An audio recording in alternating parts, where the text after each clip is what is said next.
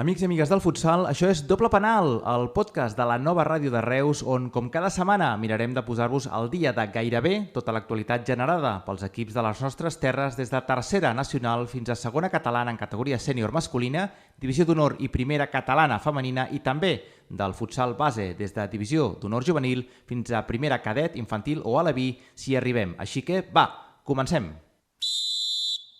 Avui, aprofitant que no s'han jugat eliminatòries de Copa Catalunya ni tampoc partits de seleccions base catalanes, encetem la primera part repassant el que ha donat de si la jornada 22 a tercera divisió nacional, on el futsal Lleida es manté líder amb 51 punts després de la contundent victòria per 8-0 davant el CUE, el Torredembarra. Per darrere, el Penya Esplugues continua segon, amb 48 punts seguit a només 2 del Salou, que remuntava als darrers minuts contra el Sant Sadurní, un partit que se'ls havia posat molt complicat amb un 0-2 a la primera part, gràcies als gols de Toni Ros, Cristian Viúdez i Pol Aragonès. D'altra banda, l'Alforja, que s'imposava per 4-2 al Solsona, trenca així una ratxa de 3 partits sense conèixer la victòria i se situa ara en 11a posició, empatat a 26 punts amb el Balaguer, que és 12è. A Divisió d'Honor, la part alta de la classificació s'estreny després que el Tàrrega primer caigués a la pista d'un Mediterrani molt en forma que suma ja 17 dels darrers 21 punts en joc. El 7-5 final, amb un hat-trick de David Plaza i doblets d'Igor Bes i Marc Brull, no fa, no obstant, que els cambrilencs avancin posicions a la taula, ja que la resta d'equips de dalt, excepte el Tàrrega, esclar, van fer els deures guanyant els seus enfrontaments. Entre els quals el Baró de Maials, que es manté segon, empatat ara, però a 39 punts amb el líder, després d'imposar-se per 7-1 a un Reus que, com en les darreres jornades, va acabar desinflant-se a la segona part i segueix últim amb 7 punts a 5 de l'Almacelles, que queda derrotat clarament 10-4 per l'Amposta, que és quart amb 36 punts, i a 10 dels Huracans. Els de la Selva rebien diumenge el Vinyols, tercer classificat, en un tros de derbi del Baix Camp que no va decebre ni en joc ni en intensitat, tant a dins com a fora de la pista, i que se'ls va escapar als locals d'entre els dits després de remuntar fins al 4-4, quan el Vinyols anotava a només 23 segons del final un gol, obra de Pep Agustenc, que a manca que la federació acabi resolent el resultat final, els col·locaria amb 38 punts a només un de Tàrrega i Baró de Maials. I és que el partit, de fet, no va arribar a complir els 40 minuts reglamentaris, ja que els àrbitres van suspendre'l quan faltaven encara 4 segons. Després d'una falta, la sisena, d'Huracans a causa dels aldarulls. A l'altre partit, destacat del fin de Divisió d'Honor, Valls s'imposava per 5-2 al Riudecanyes, amb tots 7 gols anotats curiosament a la primera part. Queden ara 7 jornades i tenim 8 equips separats per només 10 punts lluitant per les dues places que garanteixen l'ascens a tercera nacional. La cosa pinta força emocionant.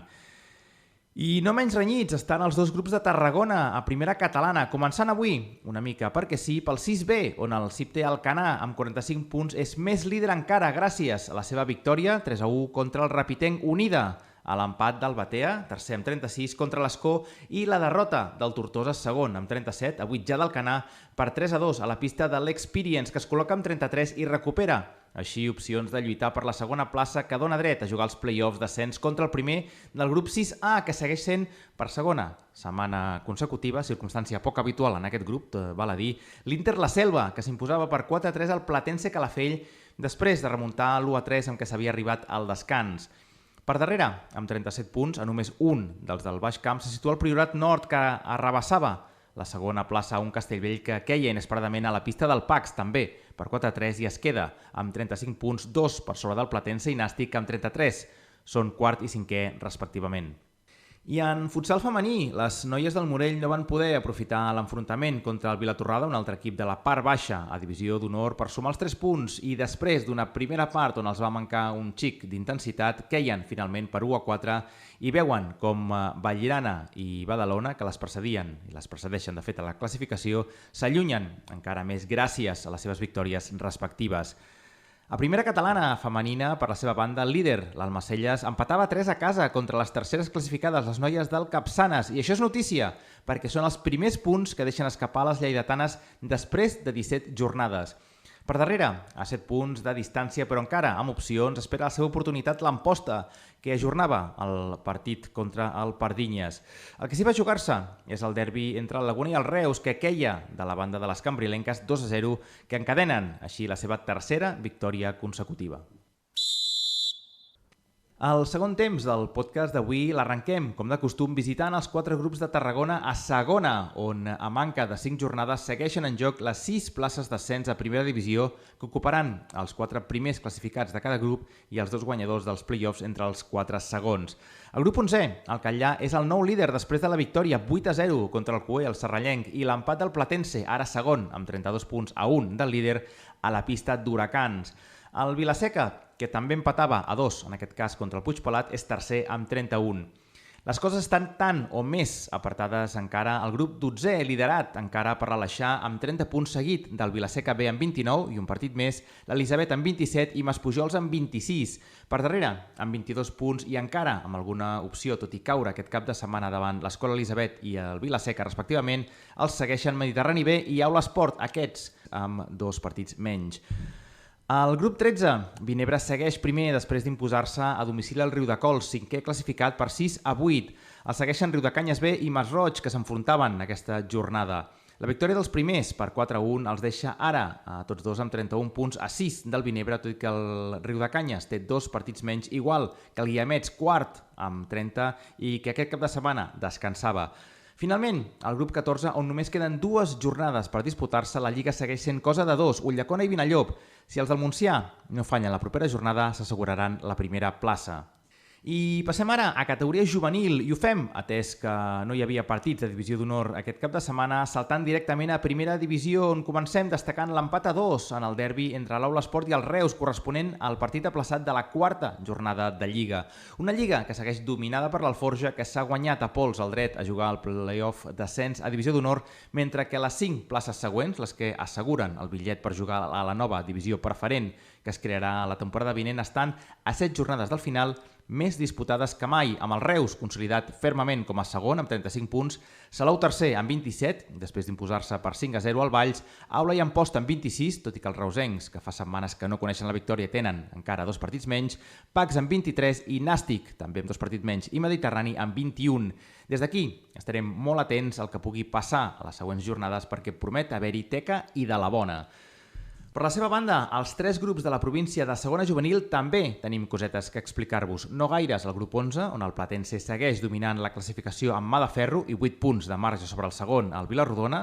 però sí en els altres 2, començant pel grup 12è, on el líder, el Vinyols, rascava un punt in extremis gràcies a un gol de Jan Torres als darrers minuts que assegurava l'empat amb l'Alforja B, quart classificat. Circumstància que han aprofitat els seus perseguidors Aula B i Presentació B per retallar distàncies. Especialment propícia ha estat la situació pels reusencs, que amb 45 punts se situen a només un del Vinyols a l'espera del duel que els ha d'enfrontar a tots dos a la darrera jornada de Lliga. Per la seva banda, el grup 13, l'enfrontament entre primer i segon classificat, Mont-roig i Móra d'Ebre, l'hem pogut viure aquesta mateixa jornada. En aquest cas, la victòria ha caigut al costat dels ebrencs, que se situen com a nous líders amb 32 punts, els mateixos que l'Experience, que derrotava el Flix a la seva pista per 1-5. El Mont-roig cau ara fins a la tercera plaça, tot i que només a un punt de distància. I encara ens queda temps per fer una ullada ràpida a les categories formatives, començant per la Lliga Cadet Femenina, on també han succeït coses interessants aquesta jornada, com ara la victòria per 3-1 del Vilarrodona contra Huracans, que combinada amb la contundent victòria de l'Aula B contra el Platense deixa el campionat virtualment en mans de les noies entrenades per Edu Sardà, que ara tenen 6 punts d'avantatge sobre l'equip de la Selva amb només 2 partits per disputar-se. A la jornada vinent, l'enfrontament directe entre tots 2 equips serà clau. En categoria masculina, les coses segueixen més o menys igual a la part alta de primera divisió cadet, amb l'Alforja liderant la taula amb cert marge sobre Salou i Aula, infantil, on el Canà és primer amb un partit menys i 4 punts de marge sobre Huracans, segon, amb Experience i Aula competint pel tercer lloc, i Aleví, amb Montblanc, líder provisional, amb 2 partits més, Morell, Tortosa i Reus, disposats també a lluitar per la primera plaça que dona dret a jugar al play-off d'ascens a divisió d'honor.